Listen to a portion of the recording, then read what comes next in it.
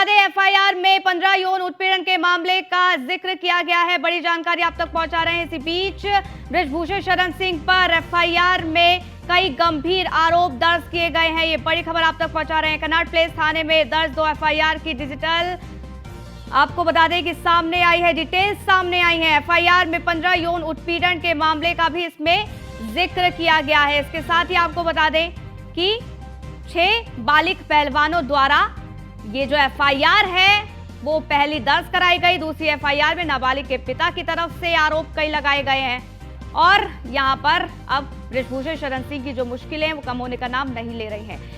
यहां पर कई गंभीर आरोप लगाए गए हैं। कनॉट प्लेस थाने में 2 एफआईआर दर्ज, जिसकी अब डिटेल्स सामने आ गई हैं।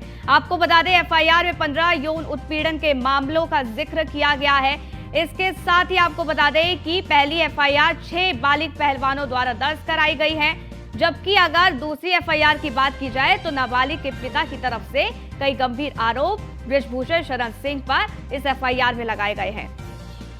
तो यहां पर कई गंभीर आरोप। पीयूष तिवारी हमारे संवाददाता जुड़ गए, जल्द जानकारियों से लेते हैं। पीयूष, यहाँ पर बृजभूषण शरण सिंह की जो एफआईआर है, जो 2 एफआईआर दर्ज कराई गई, उसकी डिटेल सामने आई है, जिसपे कई गंभीर आरोप यहाँ पर लगाए गए हैं।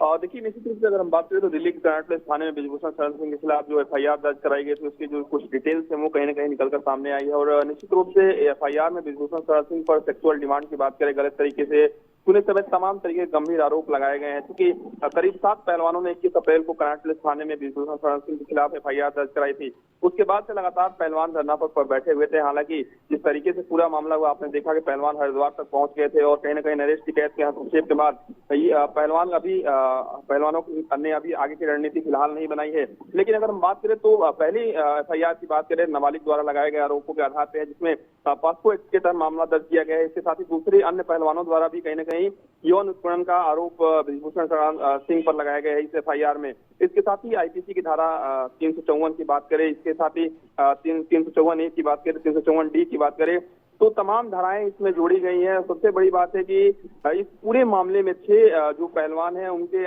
आरोप शामिल है। इसमें एक और भी नाम है, उसको भी कहीं ना कहीं इसमें शामिल किया गया है। तो निश्चित रूप से पॉस्को के अधिनियम के धारा की तहत अगर हम बात करें तो जिसमें 5 से 7 साल की कैद भी कहीं ना कहीं इन धाराओं में हो सकती है।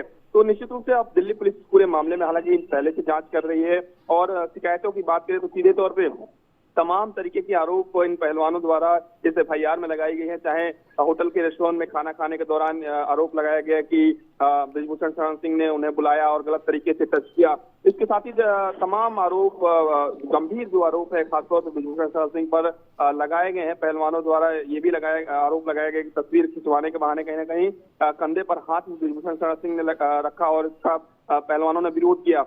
तो कहीं ना कहीं यही आरोप जो है वो बृजभूषण शरण सिंह पर लगाए गए हैं। सेक्सुअल डिमांड के आरोप लगाए गए हैं। इसके अलावा गलत तरीके से छूने के आरोप कहीं ना कहीं बृजभूषण शरण सिंह पर लगाए गए हैं। फिलहाल एफआईआर की अगर हम बात करें तो इसकी जो एफआईआर में जो चीजें दर्ज हैं उसकी थोड़ी बहुत डिटेल सामने जरूर आई है। हालांकि दिल्ली पुलिस की ओर से इस पूरे मामले में क्या कुछ कहना है अभी इंतजार करना होगा, लेकिन दिल्ली पुलिस इस पूरे मामले में जांच कर रही है और कहीं ना कहीं कोर्ट में भी मामला चल रहा है। तो अब देखना होगा कि आगे क्या कुछ कोर्ट में जब सुनवाई होती है तब क्या होता है और बिल्कुल आगे क्या कुछ होता है देखना होगा, क्योंकि इस एफआईआर में 15 यौन उत्पीड़न के मामले जो हैं वो दर्ज कराए गए हैं। बहुत बहुत शुक्रिया पीयूष, हमारे साथ जुड़ने के लिए, जानकारी हम तक साझा करने के लिए।